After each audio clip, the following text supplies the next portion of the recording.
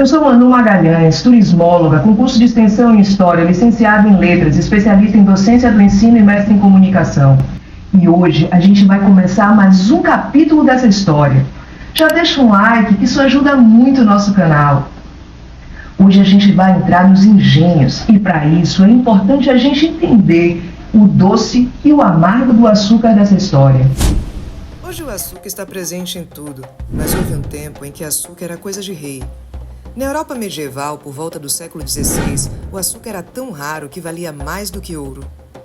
Era vendido em pequenas poções, usado como remédio, perfume e símbolo de status. A palavra açúcar vem do árabe as-sucar, que chegou à Europa pelas rotas comerciais do Mediterrâneo. Mas o grande salto veio com as cruzadas, quando os europeus conheceram de perto o açúcar oriental e não quiseram mais viver sem ele. O problema é que produzir açúcar era caro e trabalhoso. Exigia grandes extensões de terra, muita água, calor e, claro, muita mão de obra. Então, os reinos europeus começaram a buscar novas terras para plantar. E é aí que a história do açúcar cruza o oceano e chega à Bahia. No século XVI, Portugal descobriu que o litoral nordestino tinha tudo que a cana precisava: sol, solo fértil e portos naturais. Assim nasceram os primeiros engenhos, verdadeiras fábricas coloniais movidas a fogo, bois e trabalho forçado. A Bahia e Pernambuco se tornaram os grandes centros produtores de açúcar do mundo. O que muita gente não sabe é que o açúcar foi o principal motivo da colonização do Brasil. Foi ele que justificou a presença portuguesa de forma permanente, a criação de vilas, portos e sistemas de defesa. E foi também o açúcar que moldou a estrutura social e econômica da colônia. Uma sociedade baseada na monocultura, na concentração de terras e na escravidão. Enquanto aqui o açúcar sustentava engenhos e senhores de terras, lá na Europa ele se tornava símbolo de refinamento e progresso. A mesa europeia mudou. Bolos, doces e chás com açúcar se tornaram hábitos diários, marcando o início de uma nova cultura alimentar. Com o tempo, o açúcar deixou de ser luxo e virou necessidade.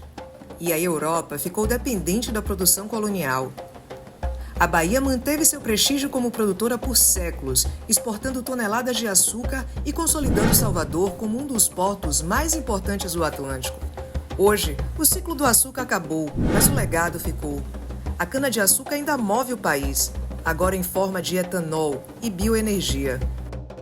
E a Bahia preserva engenhos históricos, técnicas e sabores que nasceram há mais de 400 anos.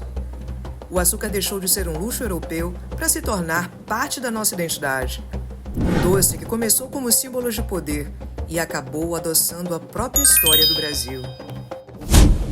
O açúcar foi a riqueza que colocou a Bahia no mapa comercial do mundo. No século XVI, engenhos surgiram na planície e nas encostas, próximo ao litoral. O cultivo de cana-de-açúcar exigia trabalho intenso e constante. Foi aí que entrou a tragédia. Os escravizados africanos foram trazidos em grande número para sustentar essa riqueza. Os engenhos não eram apenas fábricas de açúcar, eram centros de poder. Os senhores de engenho detinham autoridade econômica, social e até judicial sobre as regiões próximas. Enquanto o açúcar adoçava a Europa, a dor e o número de escravizados crescia nas senzalas. No início da colonização portuguesa, a mão de obra indígena foi utilizada nas atividades econômicas, mas essa prática enfrentou desafios significativos. A resistência dos povos indígenas, doenças europeias e dificuldade em submeter os nativos à obediência necessária aos trabalhos forçados levou os colonizadores a buscar outras alternativas, como a escravização de africanos. Uma solução viável para atender às crescentes demandas de trabalho nas plantações de açúcar e outros empreendimentos coloniais. Mas não se iluda. A substituição da mão de obra indígena pela africana ocorreu principalmente por motivos econômicos. O centro da decisão estava no lucro, somente no lucro. Cada pessoa escravizada representava capital, crédito e retorno financeiro garantido. A exploração indígena não oferecia o mesmo ganho. Os nativos conheciam o território, fugiam com facilidade e resistiam, o que tornava o controle deles muito instável e pouco produtivo. Além disso, como a gente já disse aqui, doenças e conflitos reduziram rapidamente essa população, limitando sua utilização contínua. Os africanos, por outro lado, eram inseridos num sistema comercial organizado, com compra, venda e financiamento, Isso permitia planejamento econômico das lavouras, especialmente da cana-de-açúcar. A escravização africana sustentava não só a produção colonial, mas também o comércio atlântico.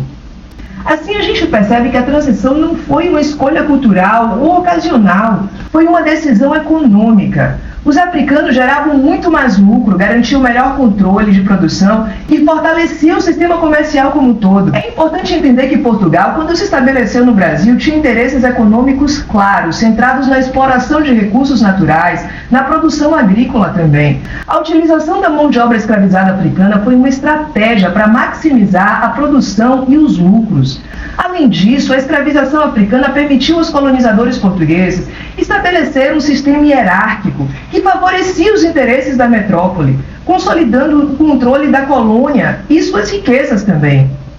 A gente percebe que a transição da utilização da mão de obra indígena para a africana na Bahia reflete uma adaptação às condições locais e uma estratégia para atender às necessidades econômicas da colônia.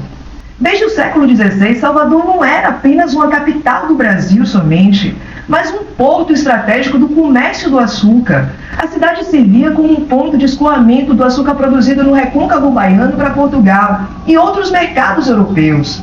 O sucesso econômico da colônia estava diretamente ligado à produção açucareira, que dependia de grandes áreas de plantio, moendas e fornalha, além de transporte fluvial e marítimo, atividades concentradas em torno de Salvador e do recôncavo também. Nesse aspecto, Salvador foi o coração logístico e cultural da produção açucareira na Bahia. A cidade concentrava portos, engenhos urbanos e rurais, e a chegada dos africanos escravizados consolidou o sistema econômico, que gerava riqueza para a coroa, ou seja, para Portugal, mas estruturava também a sociedade local em bases desiguais. Salvador foi o palco tanto da exploração quanto da resistência, sendo fundamental para entender o impacto do açúcar e das senzalas na formação da nossa sociedade baiana. Se gostou, deixe o joinha, ajude nosso canal a crescer e me acompanhe nessa jornada rumo ao próximo capítulo dessa história.